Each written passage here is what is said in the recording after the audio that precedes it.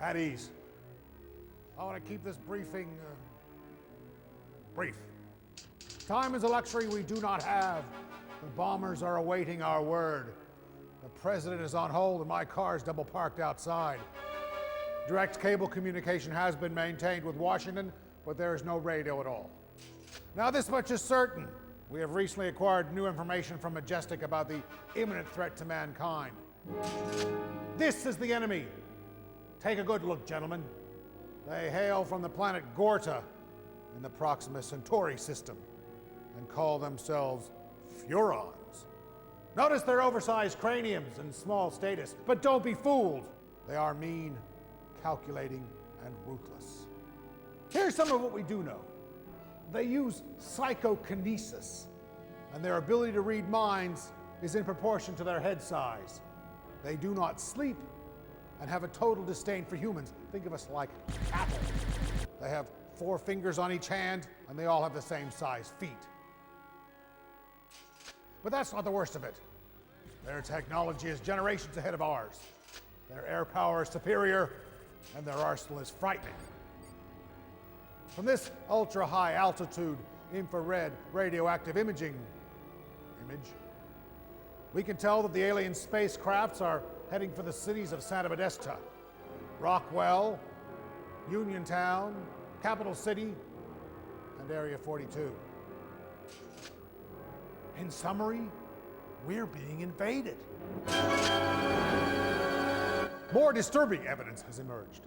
We believe that several corporations have been aiding the Furons. THQ and Pandemic Studios are in bed with the enemy. Roll the film.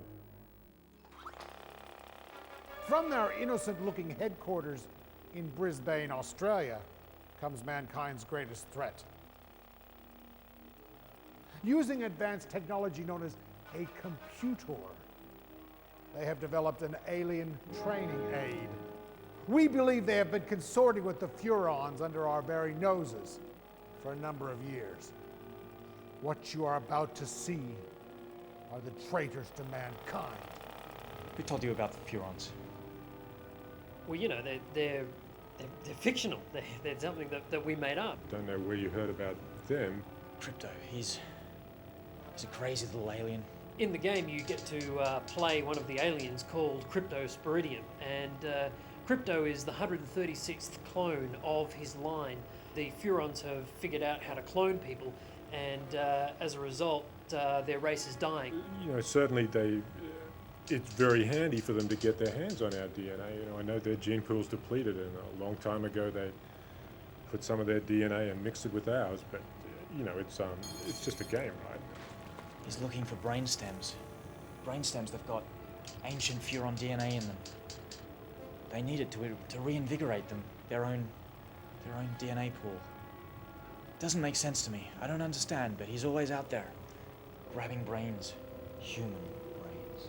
In real life, humans wouldn't stand a chance. I mean, you know, they're just puny and ineffective and pathetic, really. And an alien race of any substantial power, especially the power to traverse the interstellar reaches of space, would have absolutely no trouble conquering humans. So, in the game, that's kind of the direction that we went. It's funny also because it's the 50s and everybody laughs at the 50s. Everyone can see that's funny. But when you can go into that environment and mess with it as an alien, it's quite hilarious. The lack of remorse is chilling. Pathetic humans! That's what they think of us. Well, let me tell you something. We ain't gonna get pushed around by no little 4-fingered, big-headed midgets whose sole intent is to steal our NDA. DNA. Whatever! Roll the film! Pathetic humans. All around town, you see them doing chicken dances. It's the Furon. He gets into their minds, their weak little minds. We realized when we were making the game that any alien was bound to have superior mental and technological power. The Furons have psychic powers in the game we're making, of course. They don't really exist. For instance, they have telekinesis.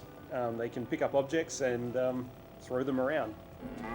It's one Furon, Crypto. He uses psychokinesis and picks up the cows. And I don't know what he does with them. Why the cows? The ability to create illusions in the minds of humans. They can project an image into the mind of other humans of a human disguise. They can walk amongst us. You would never know there's a Furon amongst you. Yeah, they have psychic abilities. You know, they can read minds and hypnotize people, and even an anal probe, which is kind of uncomfortable to talk about. That's not all. It gets worse. Guns, tanks, bombs. They're like toys against them. This is what we're up against. Roll the film.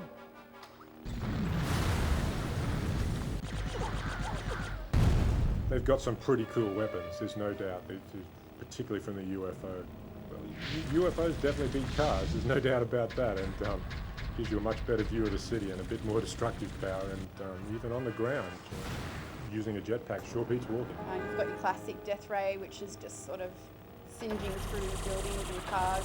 Those cars can be picked up with the PK ability and set fires alight elsewhere. Then you've got your Quantum Deconstructor, which is like the all-out, the amazing weapon.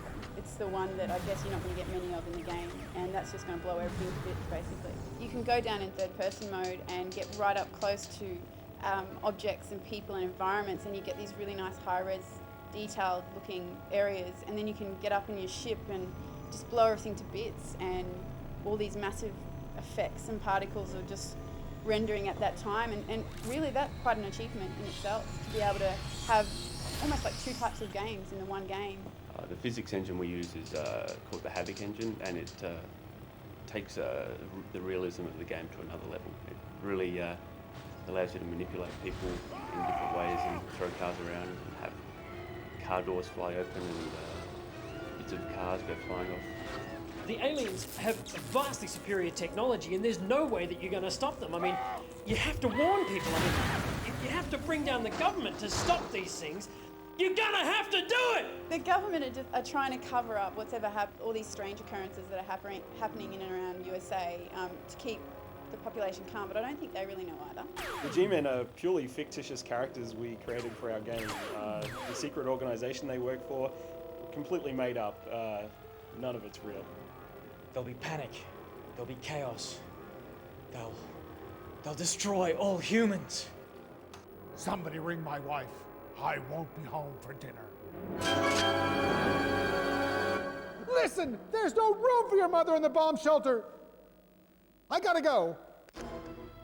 The whole world is waiting, for this will decide the fate of civilization. All humanity, whether we live or die, will depend on what we decide here in order to remind ourselves what exactly it is that we're up against.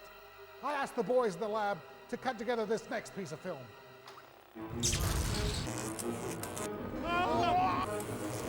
The coolest thing about the game is that you can take the form of an alien and run amok in human society.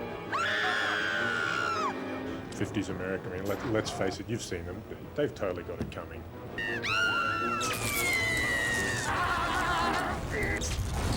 The best thing about the game is it's different. I just love being able to play the alien for once, and the bad guy becomes the good guy.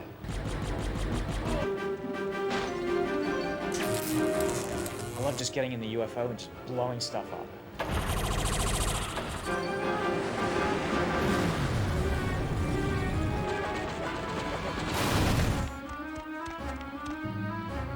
It's funny to mess with people's heads. In this game, it becomes a reality, and it's heaps of fun.